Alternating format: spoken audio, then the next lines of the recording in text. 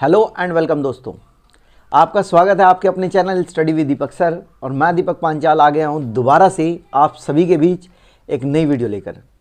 पर साथियों, आज की हमारा जो टॉपिक होने वाला है, जो हम आज स्टडी करेंगे टॉपिक पर, वो टॉपिक होगा हमारा कौन सा? वो होगा ज्योग्राफी से। और ज्योग्राफी का जो टॉपिक आज का है वो है अक्षांश और देशांतर रेखाएं।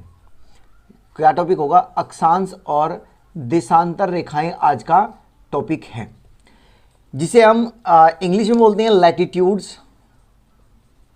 Latitudes and longitude lines. ये आज का हमारा टॉपिक है। बिल्कुल फोकस करके एक एक बात को आपको नोट करना है। और वीडियो स्टार्ट करने से पहले मैं आप लोगों को एक बात बता दूं कि अगर आप हमारे चैनल पर पहली बार विजिट कर रही हैं और पहली बार इस वीडियो को देख रही हैं, तो प्लीज़ लाइक, शेयर और सब्सक्राइब करना ना भूलें, क्योंकि आने वाली जो वीडियोस है वो आपको रेगुलर अपडेट के साथ मिलती रही। इसीलिए आप दोस्त मेरे लाइक और शेयर सब्सक्राइब बिल्कुल करना बिल्कुल ना भूलें। लाइक और शेयर सब्सक्राइब। सबसे पहले हम बात करते हैं लैटिट्यूड लाइंस की, अक्षांश की। उससे पहले आप एक हल्की सी बात समझिए। अगर मेरा क्वेश्चन आपसे ये रहे कि पृथ्वी की आकृति कैसी है, तो दोस्तों मैं जहां तक उम्मीद कर पा रहा हूं, आप सभी का क्वेश्चन यही होगा कि आंसर यही होगा कि पृथ्वी की आकृति गोल है, पृथ्वी अंडाकार है, पृथ्वी ऐसी है, पृथ्वी वैसी।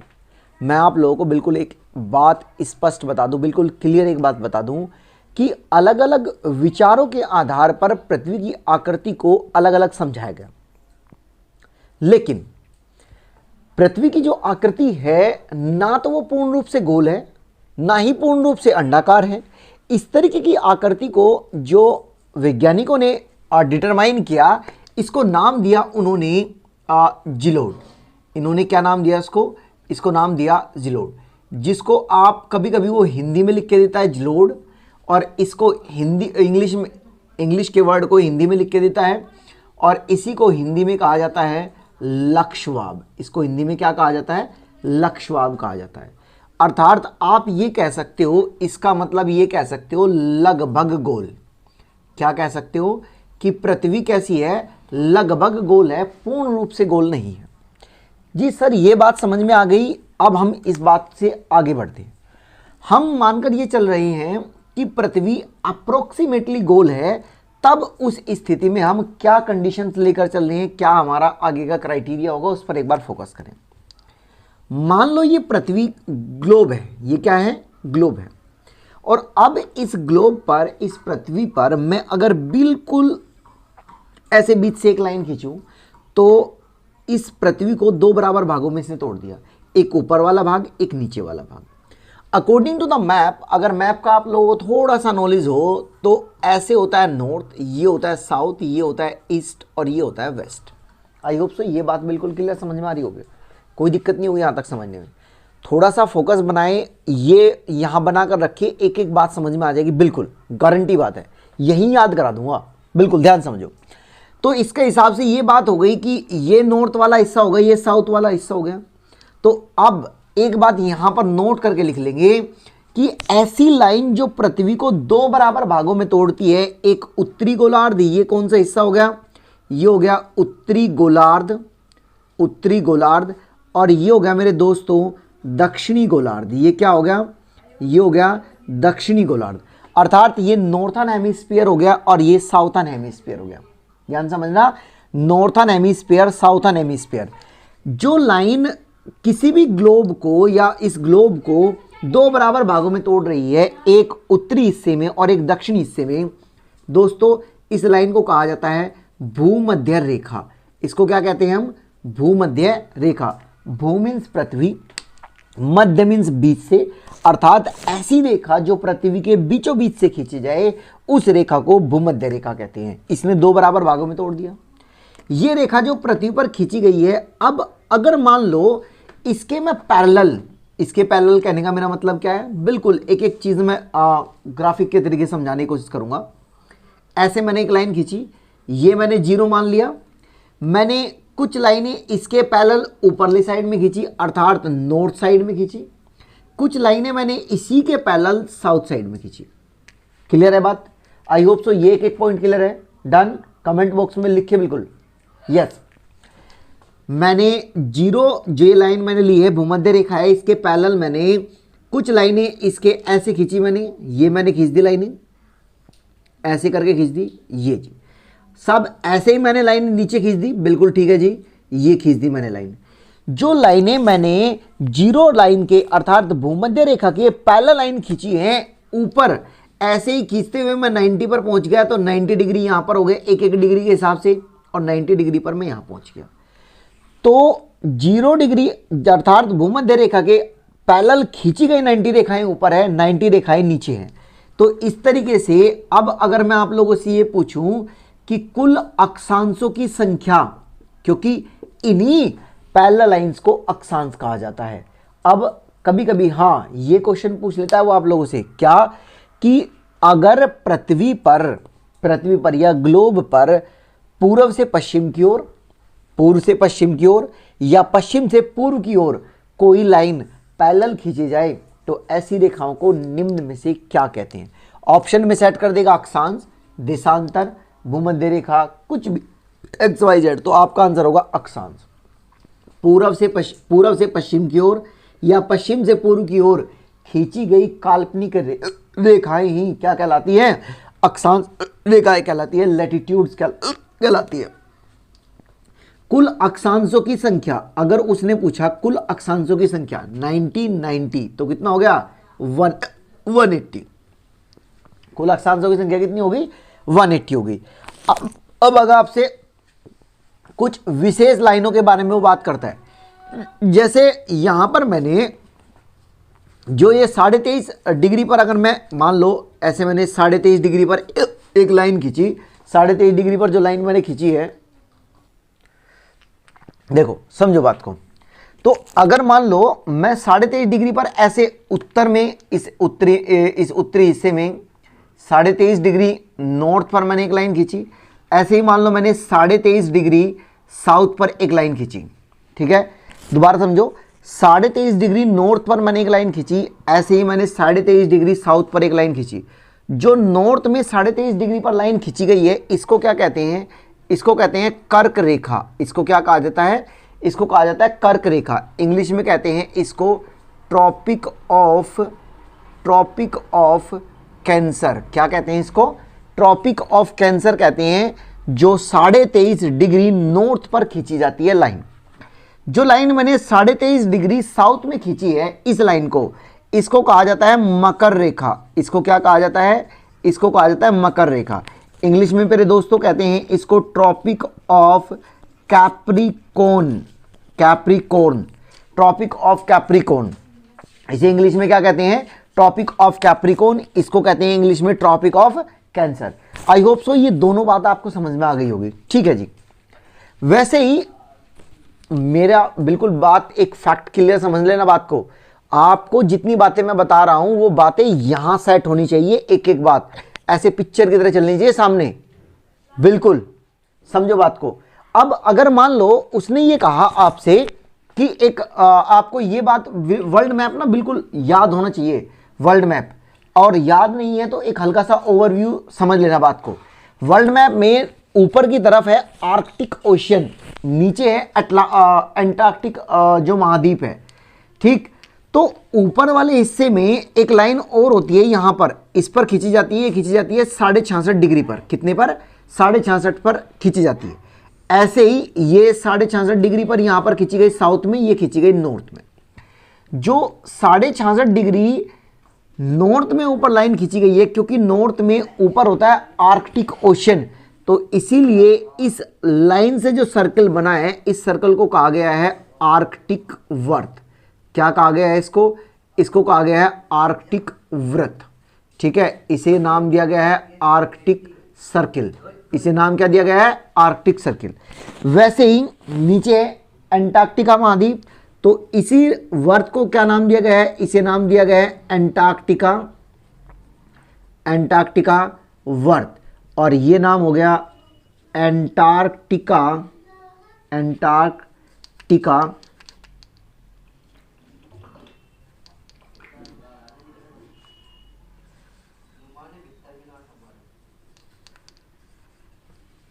Antarctica circle. ठीक है, ये हो गया एंटार्कटिका सर्किल। अब दोस्तों यहां से वो क्वेश्चन सुनो कैसे पूछता है। वो क्वेश्चन वो इस तरीके से पूछता है, एक तरफ वो सेट करेगा इनके ये जो कोऑर्डिनेट्स दिए गए हैं। कोऑर्डिनेट्स देने का मतलब वो कुछ इस तरीके से, मैं रफ कर रहा हूं, ध्यान से समझना बात को। वो इस तरीके से कोऑर्डिनेट सेट करके देता है क्वेश्चन में कोऑर्डिनेट सेट करके इस तरीके से देता है। मान लो उसने कहा कि आर्कटिक वृत्त दिया, यहां पर दिया मकर रेखा, फिर इसने लिखा कर्क रेखा, फिर इसने लिखा भूमध्य रेखा, क्या लिखा, भूमध्य रेखा लिखा, फिर इसने लिखा एंटार्कटिका वर्त या एंटार्कटिक वर्त। ठीक है, यहां पर कोऑर्डिनेट लिख दिया उसने 23.5 डिग्री नॉर्थ, यहां पर उसने लिख दिया 66.5 डिग्री साउथ, यहां पर उसने लिख दिया 66.5 डिग्री नॉर्थ, यहां पर उसने लिख दिया 23.5 डिग्री साउथ, और ये लिख दिया 0 डिग्री। ठीक है, इस तरफ और इस तरफ, और इनका ना मैच करने को बोलता है वो। जैसे आर्कटिक जो है वो कितने पर है, 66.5 डिग्री नॉर्थ में है, तो 66.5 डिग्री नॉर्थ में ये यहाँ मैच कर गया। मकर रेखा कहाँ पर है, मकर रेखा है 23.5 डिग्री साउथ में, ध्यान समझना, 23.5 डिग्री साउथ में मकर रेखा। अगर मकर रेखा 23.5 डिग्री साउथ में है तो हम क्या काम करेंगे, मकर रेखा 23.5 डिग्री साउथ, तो ये यहाँ सेट हो गई। कर्क रेखा 23.5 डिग्री नॉर्थ में है, तो ये 23.5 डिग्री नॉर्थ में यहाँ सेट हो गई। भूमध्य रेखा ये यहाँ बचा ऑप्शन, क्या ये यहाँ चला गया। तो वो इस तरीके से ऑप्शन, और ऑप्शन कैसे देगा, 1 2 3 4 5, 3 4 5 2 1 ऐसे करके देगा, अर्थात इनका ऑप्शन इस तरफ से मैच करके देगा। तो ये चीज़ें मैं आप लोगों को बता रहा हूँ, आप बिल्कुल दिमाग में फिक्स कर ले कि किस तरीके से क्वेश्चन वो पूछता है, कैसे कैसे चीज़ें वो पूछता है, और क्या चीज़ें जो हमारे से ना स्किप हो जाती है। डाटा हम पढ़ लेते हैं, लेकिन डाटा पढ़ने के बावजूद हम क्वेश्चंस को होल्ड नहीं कर पाते। आई मीन क्वेश्चंस कैसे पूछे जा रहे हैं, कैसे नहीं पूछे जा रहे हैं, वो हमारे बात दिमाग से स्किप हो जाती है। इसलिए आप इन चीज़ों पर फोकस करें। आई होप सो ये बात क्लियर हो गई होगी, ये फैक्ट क्लियर हो गया। अब मैं ये फटाफट रफ कर रहा हूं, इसके बाद हम नेक्स्ट आगे बढ़ते हैं, क्या चीज़ हमें समझनी है। ठीक है, चलिए अब दोस्तों बात करते हैं हम इसमें थोड़ा आगे, जब समझने की कोशिश करते हैं। ये तो हमारी समझ में आ गया कि इनकी संख्या कितनी है। अब हम बात करते हैं ये हमें बताती क्या है, किस चीज की जानकारी देती है। एक एक बात यहां नोट करेंगे हम बोर्ड पर, एक एक बात, और यहीं से पढ़ेंगे सारी चीजें। ठीक है, अक्षांश जानकारी, अक्षांशों से प्राप्त जानकारी, अक्षांशों से प्राप्त जानकारी, अर्थात इनसे हमें किस चीज की जानकारी मिलती है। देखो, इनसे हमें जो जानकारी मिलती है, जानकारी इनसे हमें मिलती है किसी भी स्थान के मौसम की।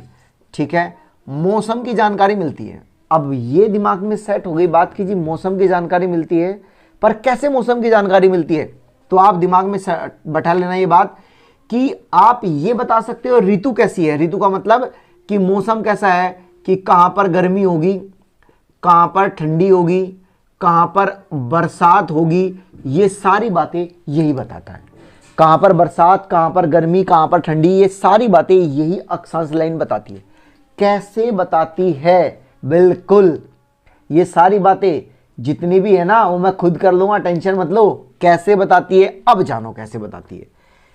अब ये हो गया जी ग्लोब।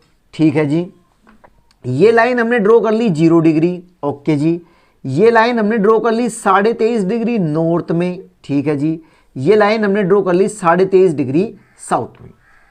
ये हो गए सन, ये कौन हो गए, ये हो गए सन। ठीक है, सन फिक्स है। इस अपनी जो पृथ्वी है इसके दो झुकाव है, दो झुकाव का मतलब एक कहलाता है अक्षीय झुकाव और एक कहलाता है कक्षीय झुकाव। समझ में आई बात, एक कहलाता है अक्षीय झुकाव, एक कहलाता है कक्षीय झुकाव। कैसे, सन इस अक्षय कक्षीय झुकाव के कारण से सूर्य की जो रोशनी है वो पर्टिकुलर इन दोनों के बीच में ही पड़ पाती है, अर्थात 23.5 डिग्री नॉर्थ और 23.5 डिग्री साउथ के बीच में ही सूर्य की रोशनी पड़ पाती है। इसी कारण से सूर्य जो है वो लगभग आप ये मान के चलो कि इन्हीं के बीच में होता है, या पृथ्वी की जो मेन रोशनी यहां पड़ती है। तो 21 मार्च को सूर्य ठीक बिल्कुल सामने होता है भूमध्य रेखा के। अगले 3 महीने में जब पृथ्वी घूमती है तो सूर्य की जो पोजीशन होती है वो सूर्य की पोजीशन चल जाती है 23.5 डिग्री नॉर्थ पे, जिसे लाइन को हम क्या कहते हैं, इसे कहते हैं कर्क रेखा। इसे क्या कहा जाता है, कर्क रेखा। इसे कहा जाता है भूमध्य रेखा। इसे क्या कहते हैं, भूमध्य रेखा। और इसे कहते हैं मकर रेखा। ये बात समझना। तो ये जो समय होता है ये होता है 21 जून का।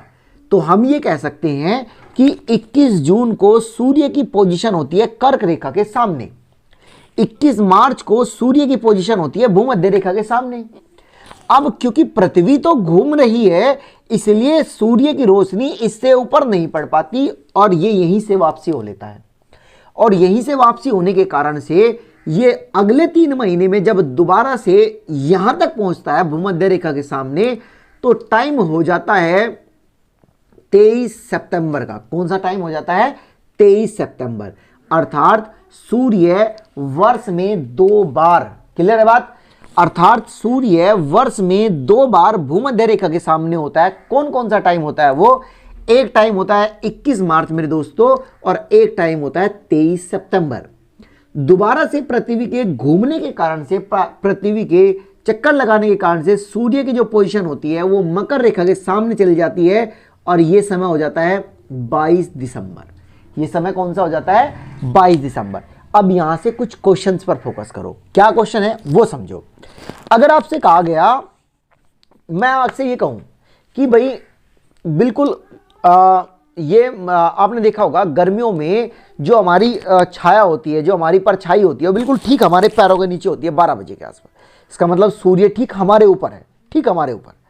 जैसे जैसे सूर्य की पोजीशन ऐसे नीचे जाती है हमारी परछाई ऐसे दूर हो चल जाती है और लंबी हो जाती है, क्लियर। जैसे जैसे नजदीक आती है वो ऐसे छोटी हो जाती है। बिल्कुल यही बात हो गई। जहां पर अगर वो आपसे पूछेगा, वो पूछता है, पहले उत्तरी गोलार्ध की बात कर लेते हैं। उत्तरी गोलार्ध में से कितने क्वेश्चन बनते हैं। पहला क्वेश्चन क्या बना, उत्तरी गोलार्ध का बड़ा दिन। उत्तरी गोलार्ध का बड़ा दिन, जब सूर्य नजदीक होगा तभी तो बड़ा दिन होगा। ये बात दिमाग में बैठा लेना, सूर्य नजदीक बड़ा दिन।